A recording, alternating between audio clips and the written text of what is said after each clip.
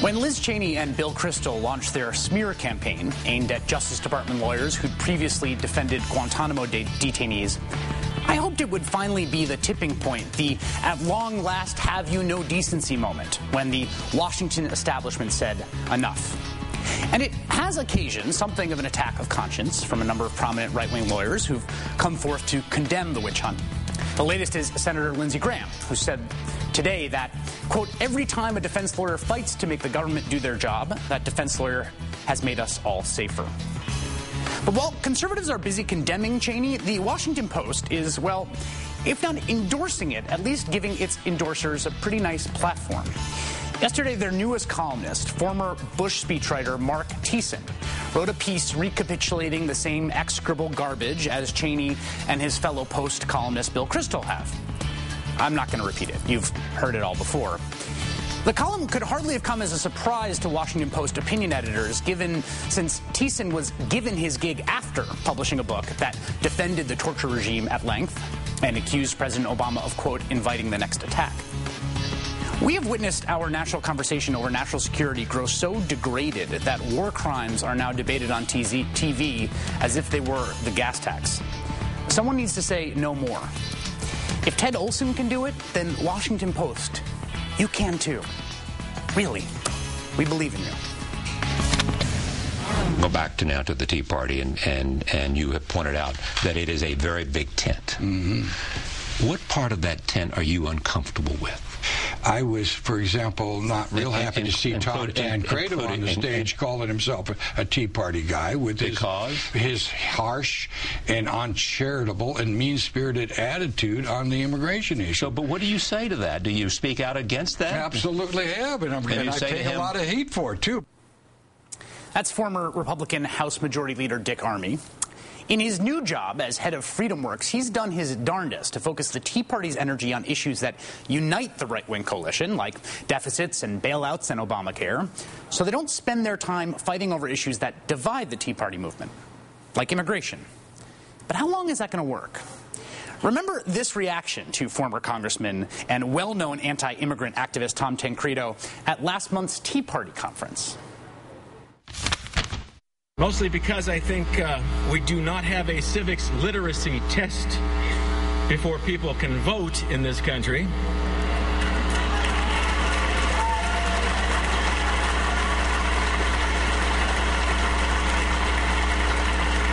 People who could not even spell the word vote or say it in English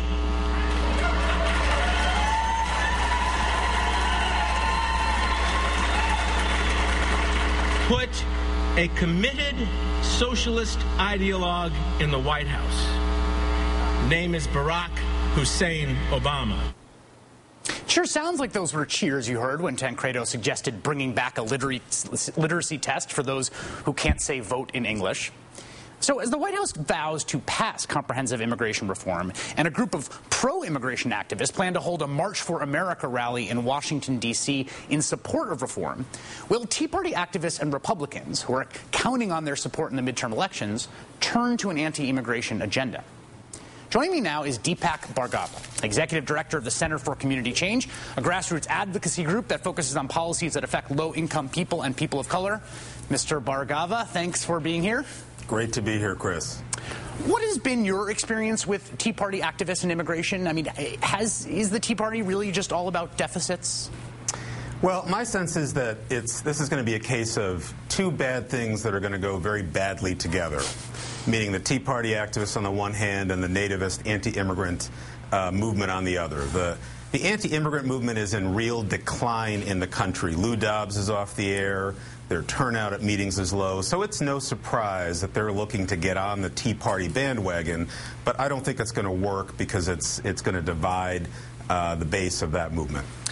You say divide the base. I mean, when people think about immigration, often they think about it dividing the Democratic base. Immigration is considered such a third rail of politics. I'm wondering, can you make a political case for immigration reform? Well, look, John McCain actually lost a number of states, Colorado, Nevada, Florida, New Mexico, in large part, and this was a pro-immigrant candidate, in large part because Latinos reacted viscerally to the demagoguery and the anti-immigrant hate that was coming out of many candidates. And 20 out of 22 congressional candidates who took this anti-immigrant message on the road lost in 2008. So I think we've seen that the Republican Party faces a kind of long-term electoral suicide if it pursues this anti-immigrant course. Some of the wiser heads like Dick Armey recognize that that's the case. President Obama is meeting with Democratic Senator Chuck Schumer and Republican Senator Lindsey Graham on Thursday to discuss bipartisan immigration reform. Do you believe immigration reform will pass? Is this another example where we're talking bipartisan and it's just absolutely hopeless? No, I think there really is hope that we'll get this done this year. I mean, look, candidate Obama promised the Latino community over and over again that we'd get immigration reform in the first year that he was president, and that he'd put a stop to the terror and the raids and the deportations that are devastating communities all over this country. He has yet to deliver on that promise. The community is extremely restless, extremely angry. There's a lot of pressure on him to deliver. And there are parts of the Republican Party that recognize that they've got to take this issue off the table if they're going to have a long-term future. So I think there's real prospect for getting it done this year. Do you think, you said that there's a lot of anger about the policies. My sense is that a lot of things have been continued in a way that have been deeply frustrating and angering to a lot of the groups that you work with. Do you see a potential for Latinos to just stay home in the midterms? How has Obama been on even if he hasn't passed reform, how has he been on enforcement issues and so forth? This administration has actually managed to deport more people in its first year in office than the last administration, the Bush administration, did in its last year in office. And that's a shock. It's a record level of enforcement. 1,000 people a day are deported. So that anger is really building in the community, and I think there's a huge expectation that the president and the Democrats, who they helped to put in office, are going to stand up and deliver. Deepak Bhargava, Executive Director of the Center for Community Change, thank you so much for your time tonight. Thanks, Chris. Great to be with you. We turn now to our hellhole correspondent, Kent Jones. Hey there, Kent. Hi, Chris. Chris Hayes, everybody. This is great. You know, Saturday Night Live is having such a good time skewering New York's Governor David Paterson, but now I think they may have stepped on the wrong toes. Check it out. Governor, how are you going to fill out your remaining year in office? Well, I'm going to do a farewell tour of upstate New York. Hellholes like Plattsburgh and Peekskill. I'm going to go speak at their town halls or whatever abandoned shonies they huddle in. I'm going to give those rock eaters something to cheer about. Those freaks love me up there, Seth. They find me refreshingly off. Freaks? Rock eaters? Hellhole? Mary Foster is calling you out. Why call it a hellhole? You know, that felt a little weird. That would be the Honorable Mary Foster, mayor of Peekskill, New York, who, during a real-life press conference, has now responded to a pretend shot by a comedian on a fake newscast.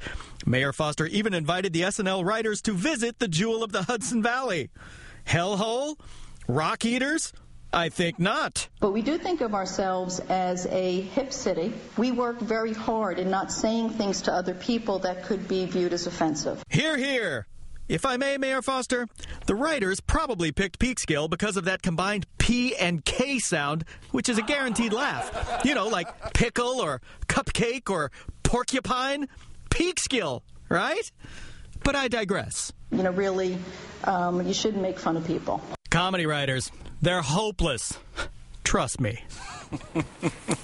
Peekskill, it's one of the great funny words. You can't escape that. I've been to Peekskill. It's a very nice place. I'm sure it is. I think this is slander. Horrible. Yes. Well, thanks a lot, Ken. Really appreciate it. Thank you. Hey, everybody. Welcome to the Rachel Maddow Show video tweet. I'm Matt Saul, in for Bill Wolf today. Thank you for tuning in, and we hope you'll tune in tonight. We have a very good show planned. Chris Hayes, the Washington editor of The Nation magazine and one of our show's favorite guests, is going to be hosting the show tonight, and that'll be really fun to see. We have a couple of big issues we're going at. Healthcare reform, financial services reform. Will it happen? Will there be real reform? Who's blocking it and why? Will they stop blocking it? Really good issues that Chris is going to get into tonight on the show.